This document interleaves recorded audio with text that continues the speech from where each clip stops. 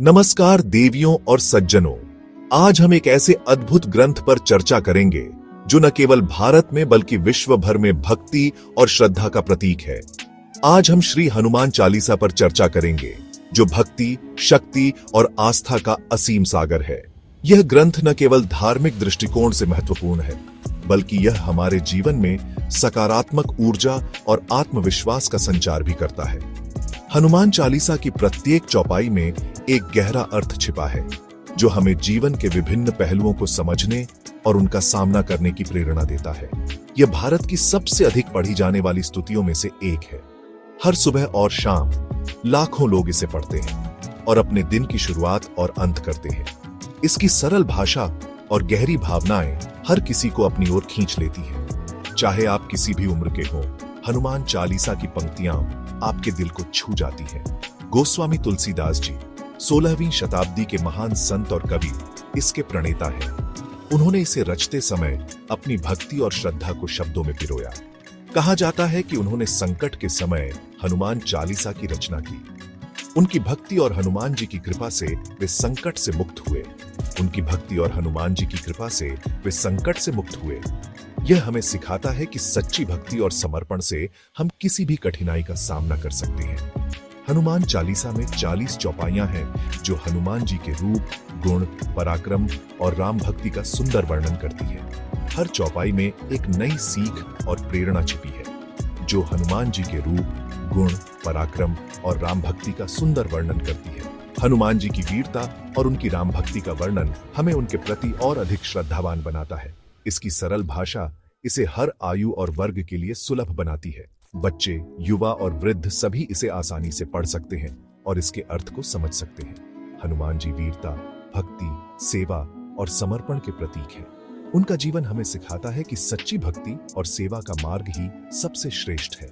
उनका जीवन हमें सिखाता है कि शारीरिक बल के साथ साथ बुद्धि, विवेक और निस्वार्थ सेवा का होना कितना आवश्यक है। हनुमान जी के जीवन के विभिन्न प्रसंग हमें यह सिखाते हैं कि कैसे हम अपने जीवन में संतुलन बना सकते हैं। हनुमान चालीसा का पाठ हमें उन्हीं हनुमान जी के करीब ले जाता है। यह हमें उनकी भक्ति, शक्ति और सेवा के मार्ग पर चलने की प्रेरणा देता है। आइए हम सब मिलकर हनुमान चालीसा का पाठ करें और अपने जीवन को सकारात्मक ऊर्जा से भरें। हनुमान चालीसा का आरंभ मंगलाचरण से होता है। यह मंगलाचरण न केवल एक धार्मिक अनुष्ठान है बल्कि यह हमारे मन और आत्मा को शुद्ध करने का एक माध्यम भी है। जब हम इस मंगलाचरण का पाठ करते हैं तो हम अपने भीतर की नकारात्मकता को दूर करते हैं और सकारात्मक ऊर्जा को आमंत्रित करते हैं। यह भारतीय परंपरा का एक महत्वपूर्ण अंग है। हमारे त्योहारों और धार्मिक अनुष्ठानों में मंगलाचरण का विशेष महत्व है। यह हमें हमारे सांस्कृतिक और आध्यात्मिक धरोहर से जोड़ता है और हमें हमारे पूर्वजों की परंपराओं का स्मरण कराता है। मंगलाचरण का पहला दोहा है, श्री गुरु चरण सरोज रज, निज मनु मुकुरु सुधारी। इस दोहे में गुरु के चरणों की धूल को मन के दर्पण को साफ करने वाला बताया गया है। गुरु की कृपा से ही हम अपने मन के विकारों को दूर कर सकते हैं और आत्मज्ञान प्राप्त कर सकते हैं।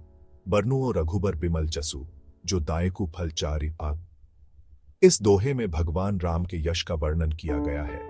भगवान राम का यश निर्मल और पवित्र है और उनके यश का गान करने से हमें चारों पुरुषार्थ, धर्म, अर्थ, काम और मोक्ष की प्राप्ति होती है। इस दोहे में गुरु की महिमा का गान किया गया है। गुरु की कृपा से ही हम अपने जीवन में सही मार्ग पर चल सकते हैं और अपने लक्ष्यों को प्राप्त कर सकते हैं। गुरु हमें ज्ञान का प्रकाश दिखाते हैं और हमें अज्ञानता के अंधकार से बाहर निकालते हैं। गुरु के चरणों की धूल को मन का मैल साफ करने वाला बताया गया है। यह धूल हमारे मन के विकारों को दूर करती है और हमें शुद्ध और पवित्र बनाती है। गुरु की कृपा से ही हम अपने जीवन में सच्ची शांति और संतोष प्राप्त कर सकते हैं। गुरु का ज्ञान और उनकी कृपा ही इस मन रूपी दर्पण को स्वच्छ कर सकती है। गुरु हमें सही और गलत का भेद समझाते हैं और हमें जीवन के सही मार्ग पर चलने की प्रेरणा देते हैं। गुरु की कृपा से ही हम अपने जीवन में सफलता और समृद्धि प्राप्त कर सकते हैं। इसके बाद कहा गया है, बरनु रघुबर बिमल जसु। भगवान राम का यश निर्मल और पवित्र है। उनके यश का गान करने से हमें चारों पुरुषार्थ, धर्म, अर्थ, काम और मोक्ष की प्राप्ति होती है। भगवान राम का यश हमें जीवन में सही मार्ग पर चलने की प्रेरणा देता है। श्री राम का यश निर्मल है, पवित्र है। उनके यश का गान करने से ही चारों पुरुषार्थ, धर्म, अर्थ, काम और मोक्ष की प्राप्ति होती है। भगवान राम का यश हमें जीवन में सही मार्ग पर चलने की प्रेरणा देता है और हमें हमारे लक्ष्यों को प्राप्त करने में मदद करता है। उनके यश का गान करने से ही चारों पुरुषार्थ, धर्म, अर्थ, काम और मोक्ष की प्राप्ति होती है। ये हमें हमारे जीवन के लक्ष्यों को प्राप्त करने में मदद करता है और हमें सही मार्ग पर चलने की प्रेरणा देता है। भगवान राम का यश हमें जीवन में सही दिशा दिखाता है। वैज्ञानिक दृष्टिकोण से भी देखें तो किसी कार्य को एकाग्र मन से शुरू करने पर सफलता की संभावना बढ़ जाती है। जब हम अपने मन को शांत और केंद्रित करते हैं तो हम अपने लक्ष्यों को प्राप्त करने में अधिक सक्षम होते हैं। ध्यान और प्रार्थना हमारे मन को शांत और केंद्रित करने में मदद करती है। गुरु का स्मरण और इष्ट का ध्यान हमारे मन को शांत और केंद्रित करता है। यह हमें हमारे जीवन के लक्ष्यों को प्राप्त करने में मदद करता है और हमें सही मार्ग पर चलने की प्रेरणा देता है। गुरु की कृपा और भगवान का अनुग्रह हमें जीवन में सफलता और समृद्धि प्राप्त करने में मदद करते हैं। मंगलाचरण के बाद भक्तगण हनुमान चालीसा का पाठ आरंभ करते हैं। यह पाठ न केवल एक धार्मिक अनुष्ठान है, बल्कि आत्मा की शुद्धि और मन की शांति के लिए भी महत्वपूर्ण है। हनुमान चालीसा का दूसरा दोहा आता है, बुद्धिहीन तनु जानिके सुमिरौ पवन कुमार। इस दोहे में भक्त अपनी बुद्धिहीनता को स्वीकार करता है और पवन पुत्र हनुमान का स्मरण करता है। बल बुद्धि विद्या देहु मोहि, हरहु कलेस विकार। इस पंक्ति में भक्त हनुमान जी से बल, बुद्धि और विद्या की याचना करता है। इस दोहे में भक्त अपनी सीमाओं को स्वीकार करता है और हनुमान जी से सहायता की प्रार्थना करता है। हनुमान जी बल, बुद्धि और विद्या के दाता माने जाते हैं। वे अपने भक्तों को इन गुणों से संपन्न करते हैं, इसलिए भक्त उनसे इन तीनों गुणों की याचना करता है। यह याचना केवल भौतिक लाभ के लिए नहीं, बल्कि आत्मिक उन्नति के लिए भी होती है। भक्त प्रार्थना करता है, हरहु क्लेश विकार। यहाँ क्लेश का अर्थ है दुख, पीड़ा और कष्ट। विकार का अर्थ है मन के दोष, जैसे काम, क्रोध, लोभ, मोह, अहंकार। ये दोष हमारे जीवन में अशांति और कष्ट का कारण बनते हैं। जब हम अपनी कमियों को स्वीकार करते हैं और सहायता के लिए प्रार्थना करते हैं, तो हमारा मन हल्का होता है। यह वैज्ञानिक रूप से भी सिद्ध है कि प्रार्थना और ध्यान मानसिक शांति प्रदान करते हैं। हनुमान जी का स्मरण हमें एक आदर्श चरित्र की ओर आकर्षित करता है। उनकी भक्ति और सेवा भावना हमें प्रेरित करती है। हनुमान जी की उपासना से हमें जीवन में सही मार्गदर्शन और आत्मिक शक्ति प्राप्त होती है। यह हमें हमारे जीवन के संघर्षों से लड़ने की शक्ति देती है। अब हम हनुमान चालीसा की चौपाइयों में प्रवेश करते हैं। पहली चौपाई है जय हनुमान ज्ञान गुण सागर। दूसरी चौपाई है जय कपीस तिहु लोक उजागर। हनुमान जी वानर श्रेष्ठ हैं, इसीलिए उन्हें कपीस कहा गया है। उनका यश केवल पृथ्वी तक सीमित नहीं है, बल्कि तीनों लोकों में फैला हुआ है। तीसरी चौपाई है रामदूत अतुलित बलधामा। हनुमान जी की सबसे बड़ी पहचान उनकी राम भक्ति और राम सेवा है। चौथी चौपाई है अंजनी पुत्र पवन सुत नामा। यह चौपाई उनके माता पिता का परिचय देती है। इन चार चौपाइयों में हनुमान जी के मुख्य गुणों और उनकी पहचान का सुंदर वर्णन किया गया है।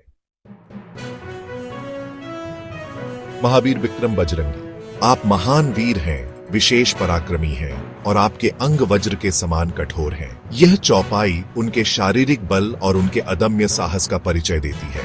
कुमति निवार सुमति के संगी, आप कुबुद्धि को दूर करने वाले हैं और सुबुद्धि प्रदान करने वालों के साथी हैं। यह हनुमान जी के एक अत्यंत महत्वपूर्ण गुण को उजागर करता है। कंचन बरन बिराज सुबेसा। सेक्शन 6 दिव्य आयुध, वंश और प्रताप वज्र, ध्वजा और शंकर सुवर्ण। चौपाई 9 से 12। 9वीं चौपाई है हाथ वज्र और ध्वजा बिराजे। वज्र जो कि इंद्र का प्रमुख अस्त्र है, अत्यंत शक्तिशाली माना जाता है।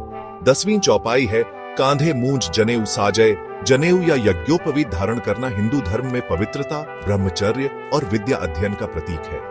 11वीं चौपाई है शंकर सुवर्ण केसरी नंदन। आप भगवान शंकर के अंश अवतार हैं और वानर राज केसरी के पुत्र हैं।